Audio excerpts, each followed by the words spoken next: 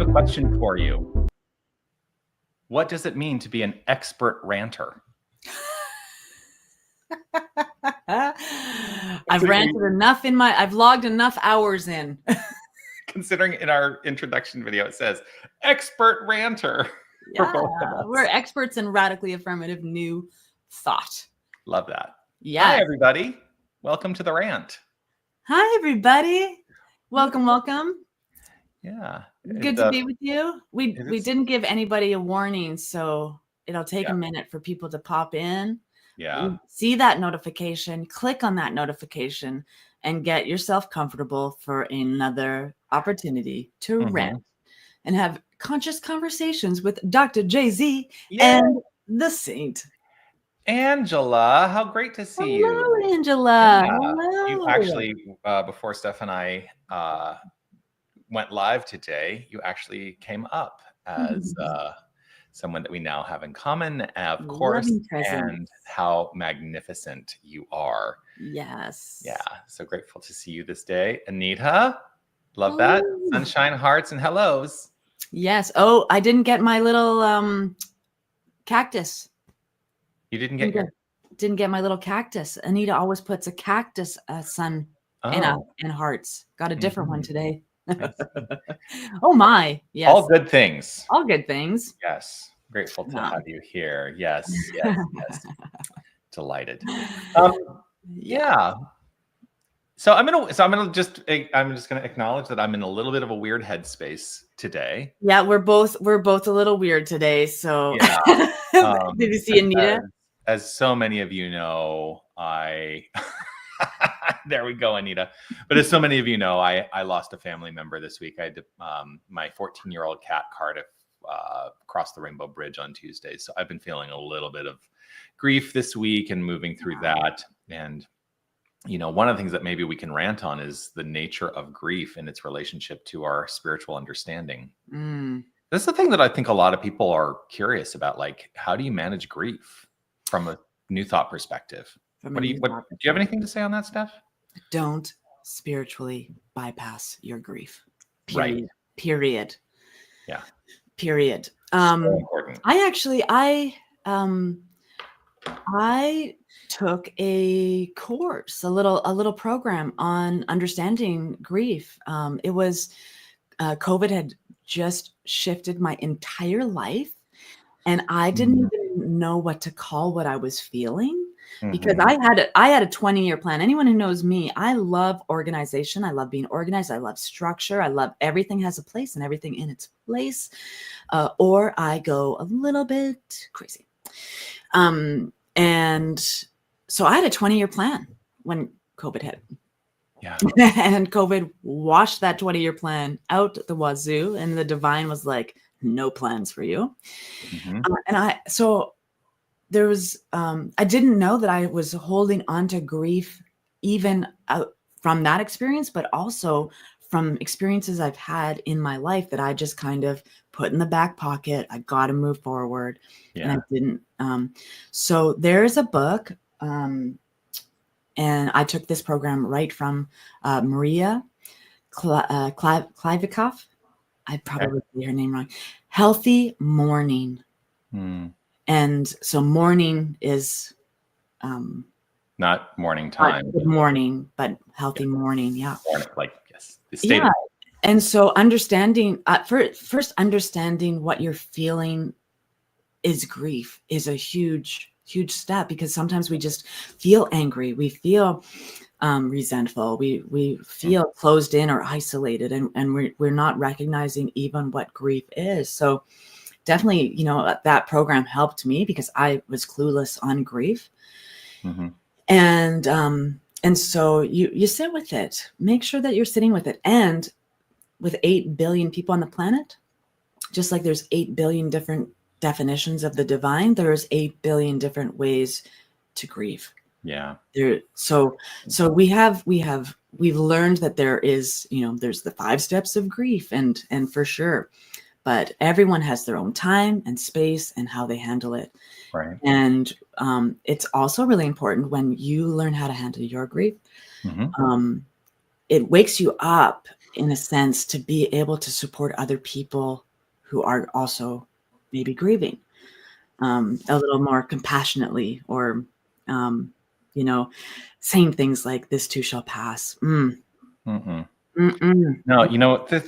so I've worked, obviously I've taught many practitioners. I've taught people who are in roles of spiritual leadership, and it always comes up, like, how do you work with people who are grieving? And one of the things I always like to say, and when people come in and have meetings in my office, because people will seek out spiritual counseling for issues of grief. So, it's like spiritual grief counseling in a way. And some of the things that I always like to remember, and this is the good reminder for me in this moment, is that I think one of the wisest things I ever heard is to help define what grief is, because I think people often think it's sadness, but it's not sadness.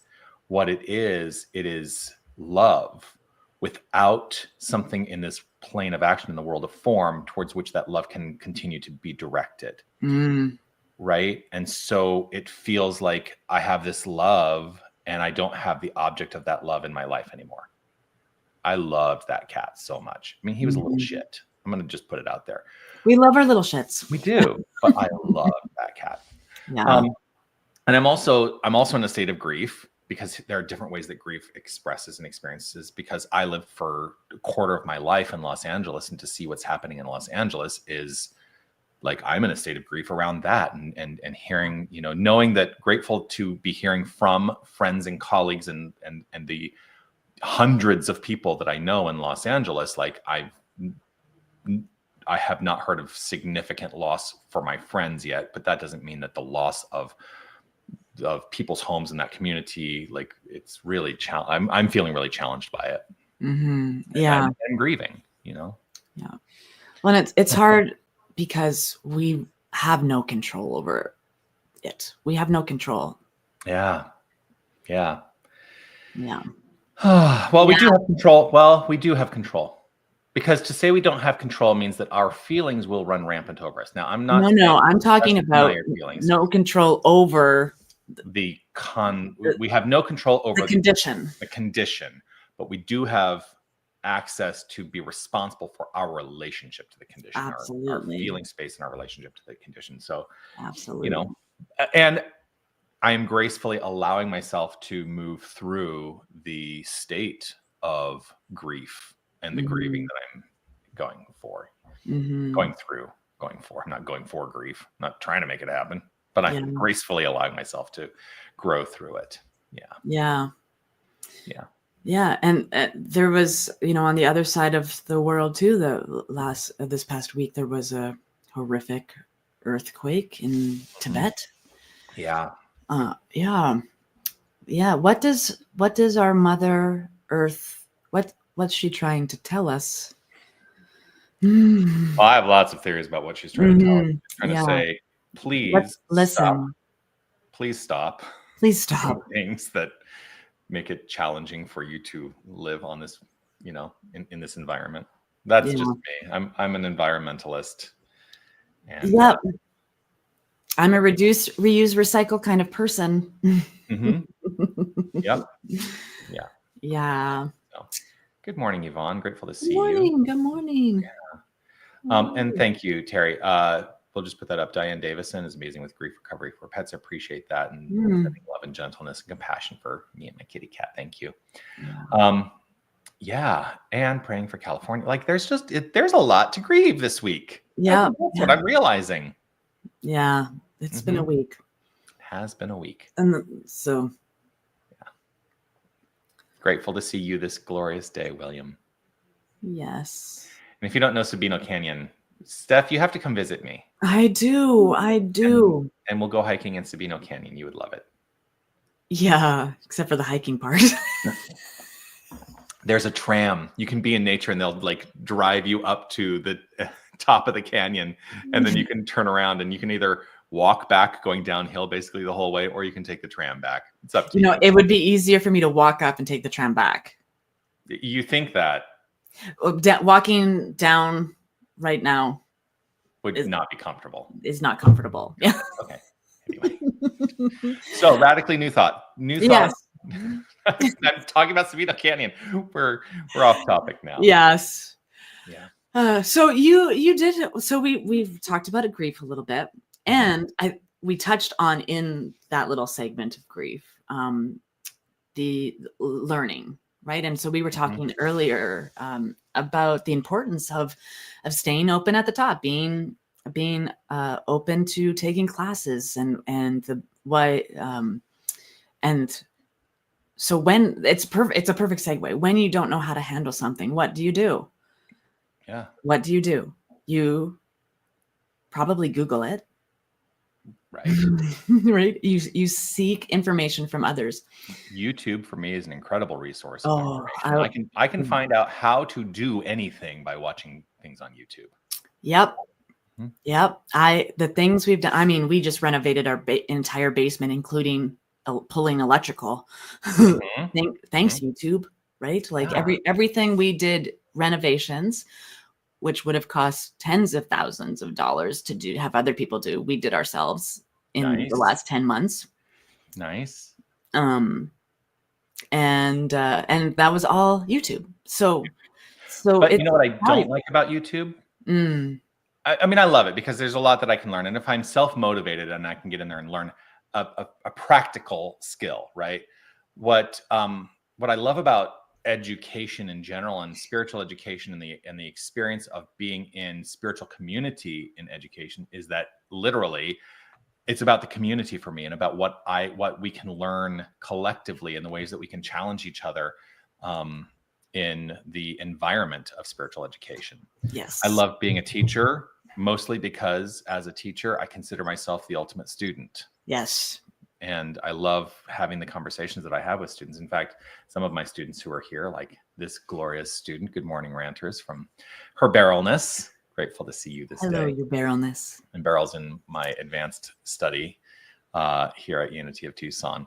And there's such great value in the spiritual education in terms of how we apply it practically to our lives. But a lot of that does come from the interaction of being in community. Absolutely. Absolutely. I mean, at the beginning, I came into a room.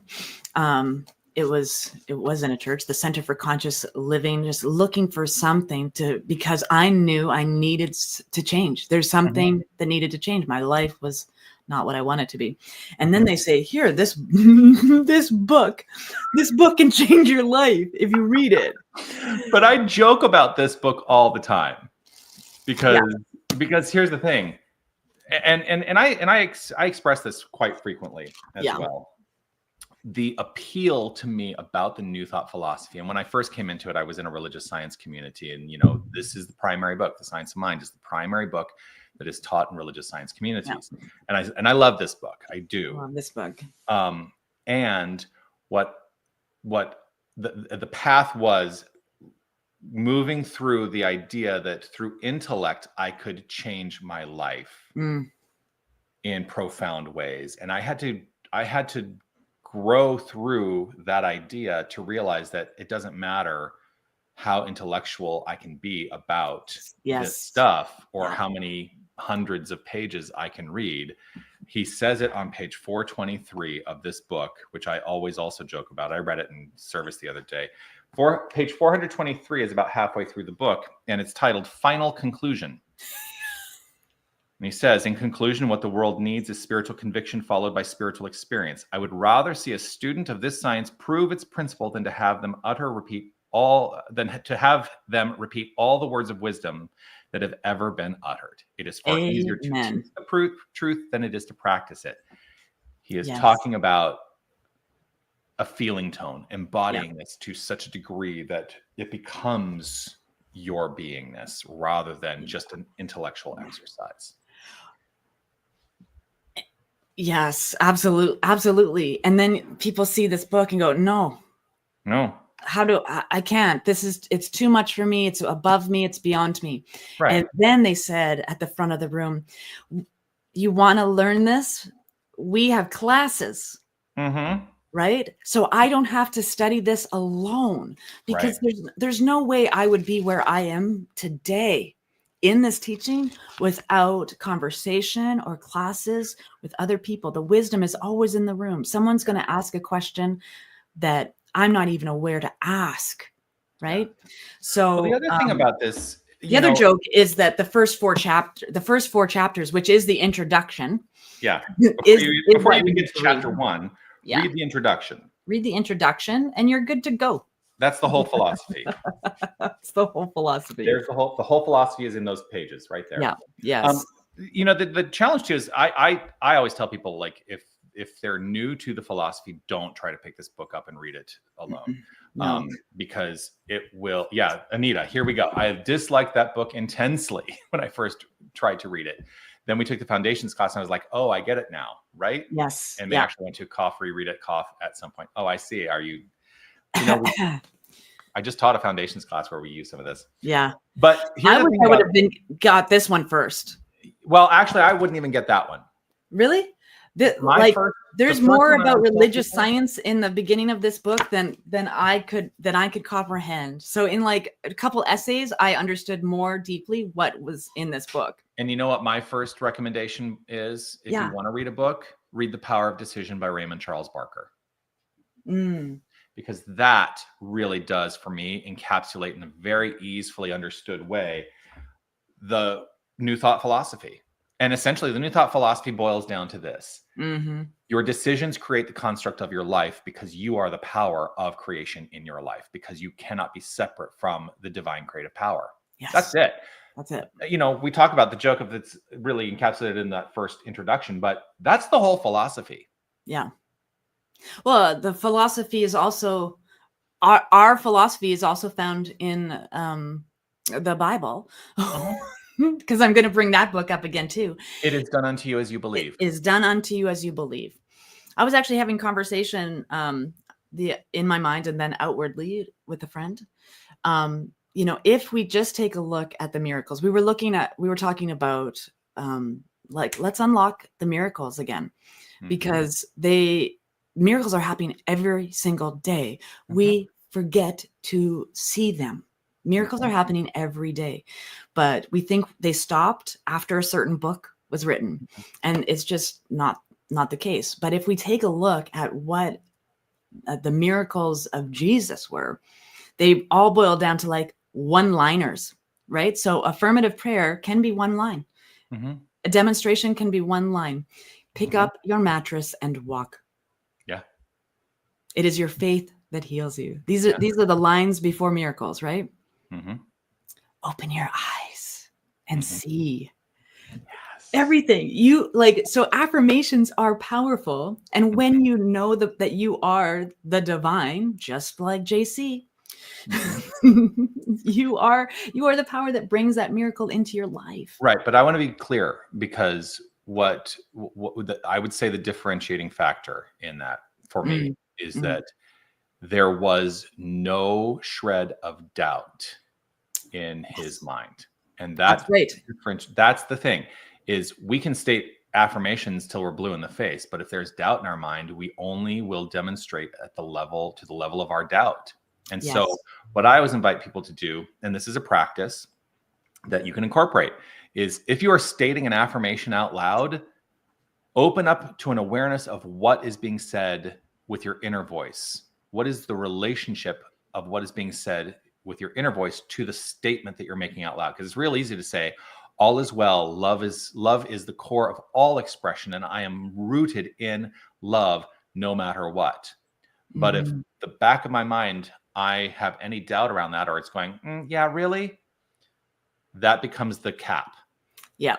That becomes the cap to what I will demonstrate in my life. Yeah, absolutely. Yeah. The only limitations on an answered prayer or a demonstration are the ones we place on ourselves. Yep. Yeah. Yeah. Oh yeah. Good stuff. Good stuff. So take a class. If you want to shift and change, if you feel stuck and alone and isolated in your spiritual journey, there are places for you. There are indeed. You're teaching a class right now, I know. I am. Your mom will be happy. I'm rolling back here to get a book. Even though my office sometimes feels a little disjointed, I'm one of those people where like I kind of know where everything is.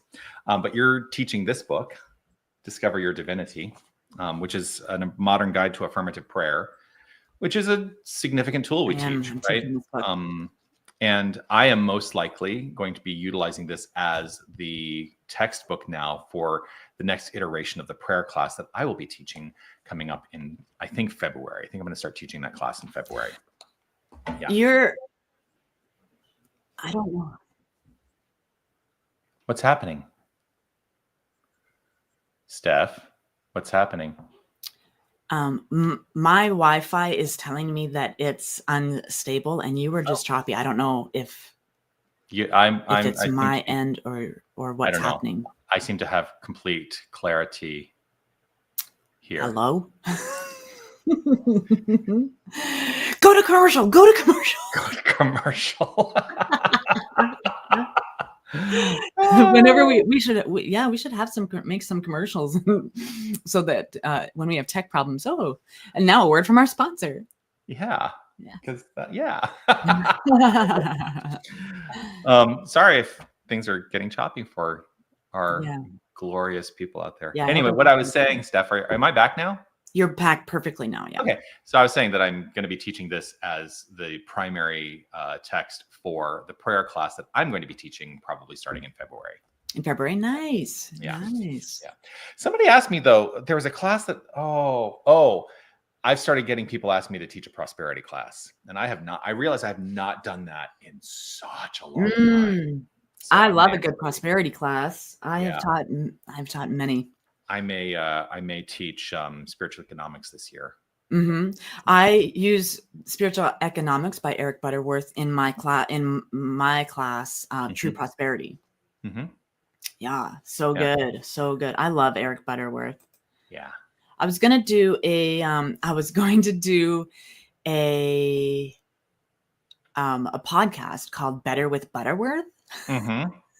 just like have Eric Butterworth thoughts, and then Oh, there's a question. Hold on. Lisa's asking a question. The name of the next prayer call book, could not see if that's enough. It's called Discover Your Divinity. It is by Linda Martello Whitsett and Deanne Weir-Morency. This is basically, if you know Linda Martello Whitsett, she used to run Silent Unity in the Unity movement, which is Unity's worldwide prayer ministry. She stepped away from that last year or the year before. I can't remember. Anyway, she wrote a book called How to Pray Without Talking to God. And that's another excellent book.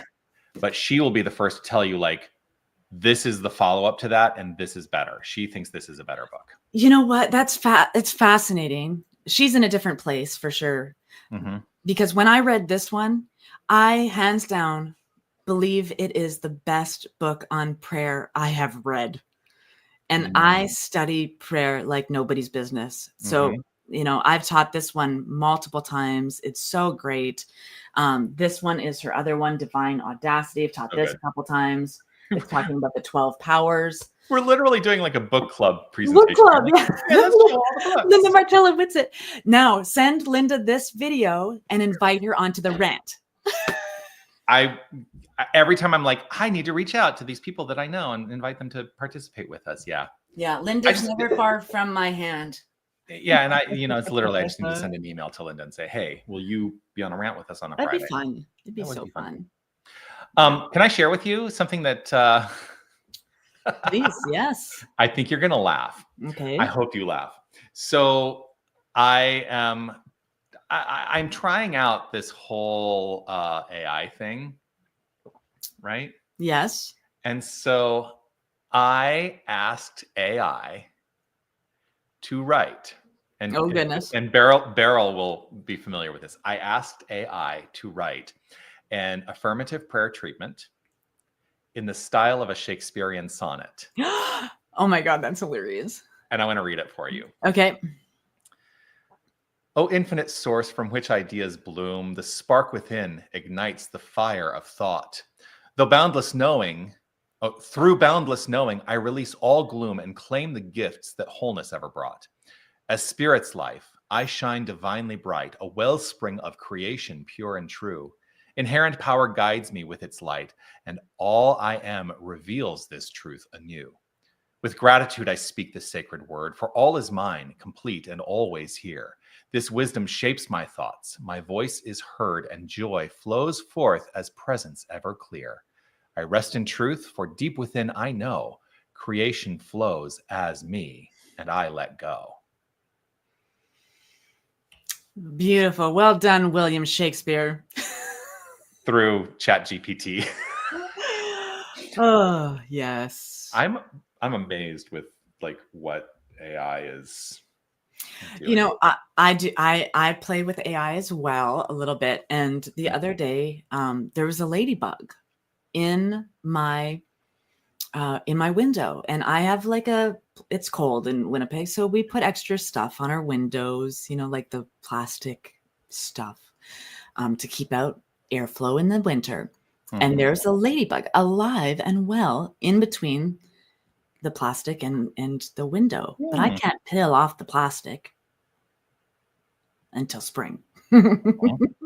So I was like, hey, chat. And so I've been working on a bunch of things. So I went in to AI and I said, what would a Buddhist do if there was a lady? Like, how would a Buddhist handle this situation? A ladybug is trapped. How would a Taoist handle this situation? How would a Christian handle this situation? And I got all of these like little things. It was hilarious and bang on. Like a Buddhist would do that. A Taoist would do nothing. Right? And so maybe. It's hilarious. Yeah. Yeah. Like the Tao would do nothing because it is doing everything right as it is. Right. So yeah. Hilarious. It's a fun game for sure. Fun game. I like to play around with it. Yeah. Yeah. So, okay. So we've ranted about a couple things now. How's everybody doing who's watching? Yeah. We had quite a few watchers today, so that's exciting. Yeah. What are you working on this week? How are things in your lives? We love to know and support you in all of that. What do you want a new thought about? Let us know. Yeah, I've spoken about what's on my heart. Yeah, we do. We speak what's on our heart. What's on your heart? What's on your heart? Yeah.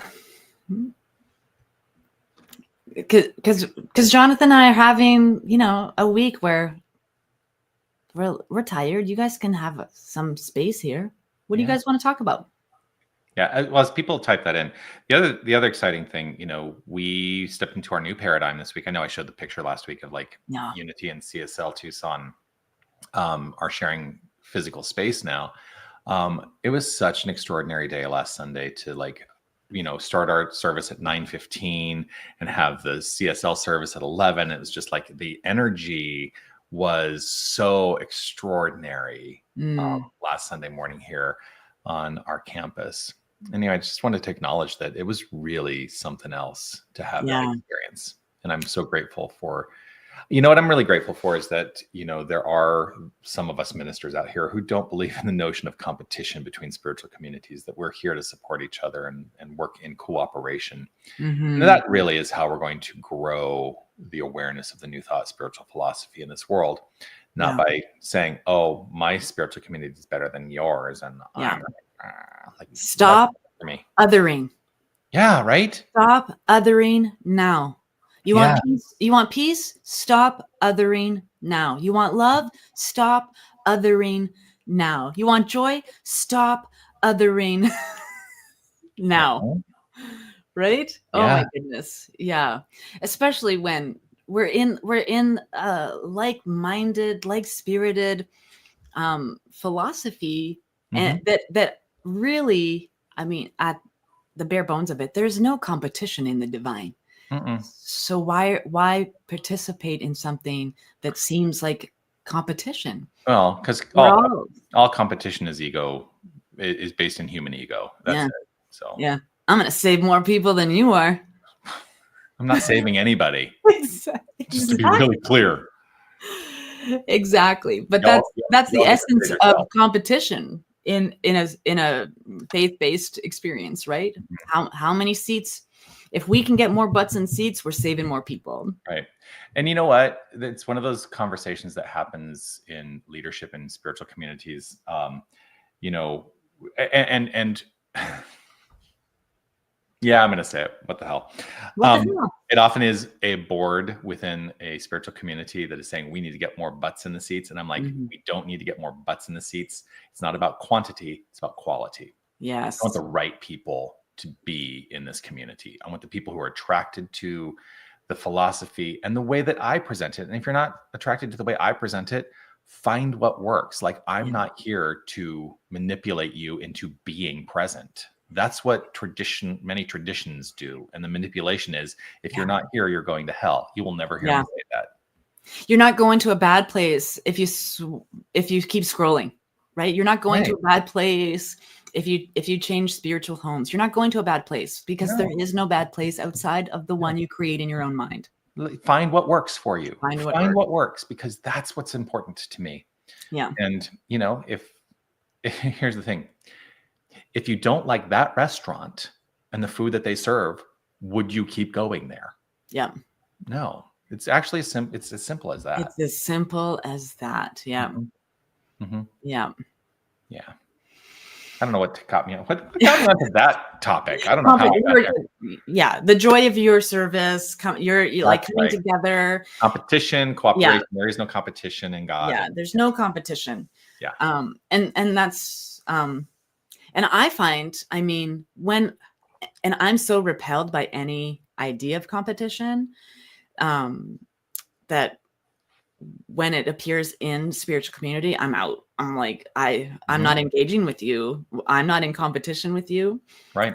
there's no, you know, and I definitely have experienced, the One Love Awakening board is phenomenal. We call it the leadership council, our wisdom council, you know, they're all about deepening ourselves, deepening the membership of One Love. And I have been involved in boards where it's more seats, more people. And how many times I've had to have that same conversation. It's not about more butts in chairs. It's how are we serving the butts that are here? Right. What is, you know, it's quality over quantity. Yeah. Quality over quantity. Yeah, absolutely. In our own life too, right? Yeah. Oh, well, so I'm going to out him now. William is actually the president of my board, and he is in like mind with me. Butts in the seats is a losing formula. It is. It tells the universe that we are living in lack. The universe will grant us more of this lack. Yeah. Yep. That's the way it works. Well done, President William. Yes. Yeah. Yeah, we're ranting all over the place today. Yeah. A little disjointed, but that's okay. That's okay. I'm watching a squirrel run back and forth and back and forth. And so that's kind of like this conversation today. It's like in the movie Up. Squirrel. Yeah. Where'd I put my nuts? That's over the hedge. I can't remember where I put my nuts. Over the Hedge. Yeah. Great movie. If you want a good Sunday afternoon watch, Over the Hedge. Yeah. Well, I guess maybe we're just done early today. Yeah. Maybe this is what was meant to be expressed today, and we are complete. If you have thoughts that you want us to, if you want to keep engaging, let us know. We'll keep engaging if you do. Other than that, I am looking forward to today having a massage. I've got a massage appointment today, so excited for that. Nice. I have found someone I'm going to go check out. Nice. Finally. Yeah. And then I've got a training appointment with my trainer at my gym. Wow. And Dane and I have some friends that come over every Friday night now. As you ready? As the new season of RuPaul's Drag Race premiered last week, and so now Friday night is RuPaul's Drag Race night for us. Yeah. This household has just been. I talked about earlier. Smosh, another rant. I think Smosh. It's a YouTube channel. So while they were having holidays, they have done a whole bunch of marathon episodes of like compilations of their stuff. And so I've just been like watching, like they're 8 hours, their marathons are like 4 to 8 hours. So I'll watch what I can. They're so funny. They're funny people. I think they're like this generation's Laughing. Cool. They're so funny. And I love to laugh. A day without laughter, I don't think I've had one anytime recently, but a day without laughter for me is, I don't even know what that would feel like. Yeah. Because laughter and joy is so important to me. Even on hard days, I can still make my wife laugh or find something to laugh about. And that's just really, I mean, laughter is the best medicine. It really is. It can shake off anything. Laughter can shake off anything you've been feeling up until that point. If a joke lands and you belly rumble, like Smosh, there's some of these people like Amanda, my side hurts. I have to go to the bathroom a lot. Like it's amazing to laugh. Laughter is one of the greatest treasures we could ever source in our life. I love a good dad joke. A good dad joke. Yeah. I heard one today, and I never remember jokes. I don't know what it is. My brain just does not click in to remember jokes. I just remember the punchlines. Yeah. So, but I heard one today that I do remember. What do you call a lying snowman? A puddle? Right? Like, did I get it right? No. Okay. Yeah. No. What do you call a lying snowman? A snowflake. A snowflake. Isn't that just ridiculously silly? Yeah. I love silly jokes. I love silly jokes. Yes. QI, Angela, I only see it on social media, but I actually love the clips that I see from QI. I'll look that up. QI. Yes. Yeah. So it's wonderful, wonderful. And laughter, the best medicine, no greater truth has ever been told. So true. Yeah. Yep. Yeah. Yes. You can forget you can forget any preceding moment with a good belly chuckle. So Audrey, with these fires, I hear so many people asking why. How would you answer their question? I'm going to take a leap and say you're probably not going to like my answer. I think that why is actually not a productive, it's not a productive question to ask. Yeah. Because it is not a forward moving, addressing the circumstance, moving forward question. It's actually and it's not to say that, and I get it. People are going to ask why. Like, why did this happen? What is it in the universe that allowed this to unfold the way that it did? There's actually never going to be a sufficient answer to that. Yeah, there's never going to be a sufficient answer to why. Because we've been asked that 100 times before or 1,000 times before, and no response has ever quenched the thirst of that response. No. Right? So there's no answer to why. No. And we can have a spiritually bypassing answer about divine order and perfect right timing because everything is divine. We can do that, but that's not what you're looking for. Right. In the infinite, that's true. Yeah. But the question of why is born out of, and it's born out of grief. It's born out of heartache. It's born out of it. I totally get it. Yeah. And I would never want to deny anyone the allowing of their grief process. I mean, I'm going through grief myself, right? We've already had that conversation. We were talking about that earlier. Yeah. But I could sit here and ask, why did I have to put my cat down? Why? And I could ask the question, why the fires? There's never going to be a sufficient answer for that. And so what becomes mine to do? There is an answer. We just don't want to hear it. Yes. There's an answer in the absolute that may or may not be comforting. 9 times out of 10, if you're in the midst of the experience of grief, the answer to why in the absolute is not going to be a comforting answer. Yeah. And that's what we're looking for when we ask. We're looking for comfort. And so what I tend toward is, what is mine to do in the experience now? Because I cannot change the past. Impossible. I cannot change the past. Yeah. So what can I do now moving forward? What is possible for me? How do I choose in any given moment to relate to the circumstances I'm experiencing? That's how I would answer. And Audrey, right? I agree, because why is always followed by another why. Yeah. Yeah. Why this? Why this? Why? Yeah. And the person who's generally asking that's an insincerity because they're in the something, is really looking to be heard and seen and comforted. They're not really looking for because the answer to that question isn't what they're really looking for. It's not helpful. No.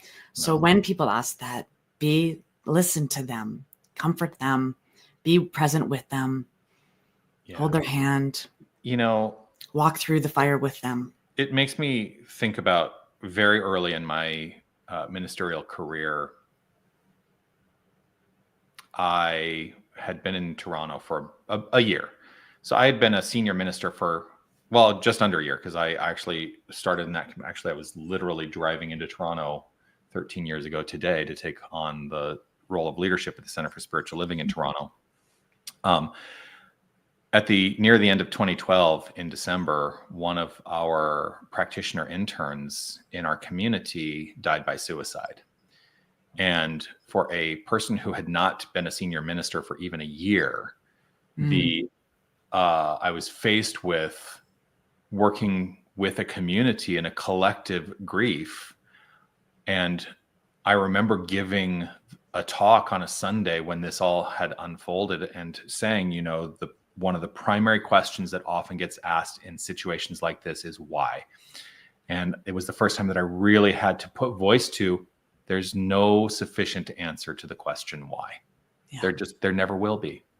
There never will be. So what can we do? What can we do now? What is possible? Yeah. Love is always the answer. Love is always the answer. Yeah. Yes. And remember, like I said before, grief is love that cannot be directed towards the object any longer. Yeah. Yeah. Yeah. Yeah, because the object does not physically, is no longer physically part of the experience. Yeah.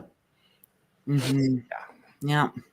So, well, look at that. We were about to log off, and look at that. There's 15 more minutes of ranting we did. Yeah. See, sometimes we I'm grateful for the questions that come from all of you out there, because it does really allow us to, you know what it allows me to do? It allows me to think through, do I really believe this? Because I know what we teach. And this will go back to the spiritual education part. I know what we teach. Do I believe it? Do I have conviction that this is the truth for me and my experience? Because wherever there is doubt will be the limitation on how I will experience a similar set of circumstances. Yeah. So William, I would choose to move from grief over the fires to taking action to help those affected. I know which choice would cause me to feel better on a human level. Absolutely. And I talked to William yesterday because I'm just going to put this out there publicly because, I'm going to. I don't know that I have permission to, but the Unity of Pasadena Church, 4 of the families there have lost their homes entirely in the Altadena fire.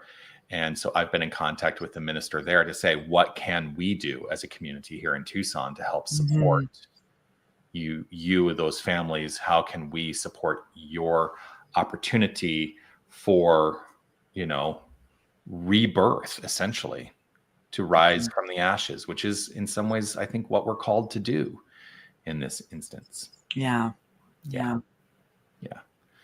So, do all you can with what you have. And it makes me think of what I saw online not too long ago. The opposite of depression is expression. Ooh. Oh, I like that. If you're looking to change something, engage your creative spirit. Yes. If you are feeling depressed, engage your creative spirit. See what is possible in terms of, oh, the book by Charles. Are you talking about The Power of Decision by Raymond Charles Barker? Barker. I'm sure that I've had you read that book, Anita.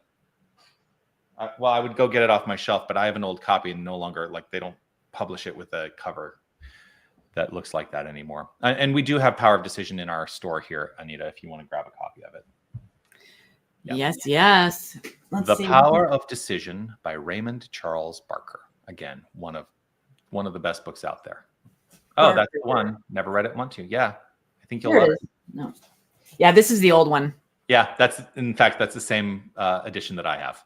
Yeah, with that little drawing of Raymond Charles Barker. Yeah. He looks so friendly. Yeah, and Raymond Charles Barker and Eric Butterworth were both in New York City, and they had their spiritual communities on opposite sides of the plaza at Lincoln Center. One was in Alice Tully Hall, the other one was in Avery Fisher Hall. And on Sunday mornings, you could go to Lincoln Center and either go to the religious science community or you could go to the Unity community. Wow. And there's a funny story about that with my mentor. I'd be like flipping a coin every Sunday. So my friend, my mentor, James, Dr. James Mellon, tells the story about when he first was introduced to the New Thought philosophy. He had been part of the Broadway Buddhists, right? Like he was a Broadway actor, and but his friend said, "Hey, there's this community, this spiritual community that we think you might enjoy, and so meet us there at Lincoln Center in I can't remember if it's Avery Fisher or Alice Tully Hall, but it was like go to Avery Fisher Hall, and he got there and he's like, I don't remember which one I'm supposed to go to. I'm just going to go to that one. So he goes to the other one. Yeah. His friends were there listening to Raymond Charles Barker. He went in and heard Eric Butterworth. And so his first introduction to New Thought was actually in Unity with Eric Butterworth's ministry. And when they met in the plaza after the service, they were like, "Where were you?" He said, "I was over there." And they're like, "Well, we were over there." And he said, "Well, I'm going to keep going to that one." So his first minister was actually Eric Butterworth. Wow. And I can't even imagine. Yeah, his first teacher was Eric Butterworth. Yeah. Anyway. That's awesome. Yeah. I love history. I love the history of New Thought. Like we're all in one tree, right? We're all in one tree. So what branch are you? What leaf are you? 'Cause I'm just a little leaf. Yeah. I'm just a little leaf. I wouldn't say you're just a little leaf. You're a magnificent leaf. Oh, well, don't judge a book by its cover. Just because it's a little leaf doesn't mean it's not magnificent. Exactly. I just don't want to use the language of diminishment ever. That's just me. Diminishment. I see you more. So you have feelings about the word little. Just. Oh, just. Oh. I'm just a little leaf. No, you're not. Yeah. You're a little leaf that is magnificent. I just freaking love you. I've said so many times. I put just. I just freaking love you. But that is not in my mind. That's not diminishing. It's not the same. Oh, okay. It's not the same. Yeah. There's a tone. So there's an energy tone behind. Yeah. What the word? How the word is being used. If we live in a universe of infinite abundance, yeah. Why would we ever say, "I just have $2"? You have $2. Mm-hmm. Celebrate that, right? You may perceive it in the world of form as less than, but it's not. It's still $2. But I'm also just God. And if we celebrate that abundance, we welcome more of that into our experience, right? So you're not just a little leaf. You are a glorious, magnificent leaf, a little leaf that is shining its light and reflective of the magnificence all around it. Mm-hmm. And you're part of the infinite wholeness of the tree. So it's, I'm always trying to be on high alert for the ways I might be inadvertently diminishing myself in my language. Yes. And you heard it and are perceiving it through you. Like I don't have that same experience of the word just. Mm-hmm. So we're, it's interesting. Mm-hmm. Yeah. I absolutely see like when people are using it, because I don't have a feeling behind the word, it doesn't have that. But when, I just have $2, for sure, you're thinking in a lack consciousness. Mm-hmm. But yeah. Or like the board members who say, we just have 20 people on Sunday. You have 20 people on I have Sunday. 20 people? Yes. Yeah. And that's why, people, so I teach classes, and I teach whether there's 2 people or 20 people. Like, because someone is registered for a class, I'm going to teach it because that's mine to do. I'm a teacher of this philosophy, and that's what I'm going to do. Mm-hmm.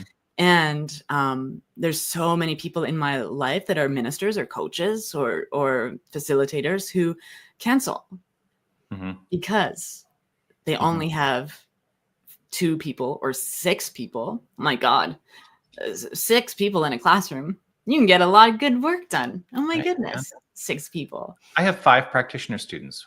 Like, if I had 1, I would still teach them. Yeah. So I did have an experience of like a spiritual awakening around that consciousness, because I was limiting myself. And oh my goodness, and I beating myself up. I only have 2 people, or, being in that lack consciousness. And I had a conversation with JC. And he said to me, if you had because it's online, right? My ministry's online. If you had a space and 2 people came over to study the Bible with you, you would study the Bible with them. So how is that any different than the book that you're studying now? Like, how's that any different? And so I said, oh, I totally, thanks, JC. I totally understand that. I'm going to teach this class like nobody's business to these 2 people. And in the next 24 hours, 6 more people registered. Yeah. So, shift this. It does everything. When I came back to Tucson and I started the community, I seeded a new spiritual community called Tucson New Thought. And that was my community for a couple of years until I was hired at Unity. And there were times when I would go to a Sunday and there would be like 3 people that would show up. Mm-hmm. And, one of the lessons that I learned in ministerial study was actually a lesson that was through, not directly, but indirectly offered by Michael Beckwith, who's the spiritual leader of Agape. And basically his said is, whether you have 5 people or 5,000 people, you preach the same. You preach the same. Yeah. Because you are connecting. You're connecting. That's the thing. I'm not going to quantify the connection by diminishing it in my own mind by feeling like, oh, I'm only connecting with a couple people. No, you're connecting with those people. You're connecting with the divine. And you don't know who those people are going to connect with. Yeah. Yeah. You don't know how far your reach is. Yeah. Yeah. We gotta read this one. Butterworth is great, but my minister has taken what he taught and moved into a place of even greater awareness. I love him. And I love him. Jonathan getting some love. Oh, so sweet. I love love so hardcore. Me too. I love it. Yeah. Yes. Yeah. Love freely, love fully. There is no limitation to the amount of love that can be sourced through you, beloveds. Every single one of you has a powerful presence within you to love deeply, greatly, boldly, widely. And it's not just within you. It is you. The wholeness of you is this presence. Yes. Yep. So, all right. We did it. We did it. I think I am needing to be complete. Yeah. Yeah. Bio break is getting necessary. Yeah. I'm like, I need to take a bio break. If you don't know what that means, look it up. Yeah. Look it up. Yeah. Thanks everybody for being here. This was actually like one of the rants with the most live people watching. So thanks for being here and experiencing. So we had more than 20 people watching for a lot of that. Yeah. And so great to be here with you and to create radically affirmative new thoughts with each of you. And of course with you, Jonathan. And you know what? What I would love it if everyone who feels like they have been touched or are inspired by what we are doing here every Friday, you know, we would love for you to let people know. You can, you know, click the love. You can click, I always say, click the hearts on Facebook, click that love button, do a thumbs up, share this video. You know, it does get archived, so you can share it with people after the live stream. But we would love to expand our reach with the understanding that who we are is perfect in its expression right here and right now. Yes, absolutely. Absolutely. I have to pull this up so that is that Cookie Monster or a wave? It looks like Cookie Monster to me. It looks like Cookie Monster. I love it. Thanks, Yvonne. Thanks, Yvonne. Yes. Okay. Love to you all. Yeah. Love and blessings to all of you. We'll see you next week for another rant. Yes. Bye, everybody. Bye, everybody.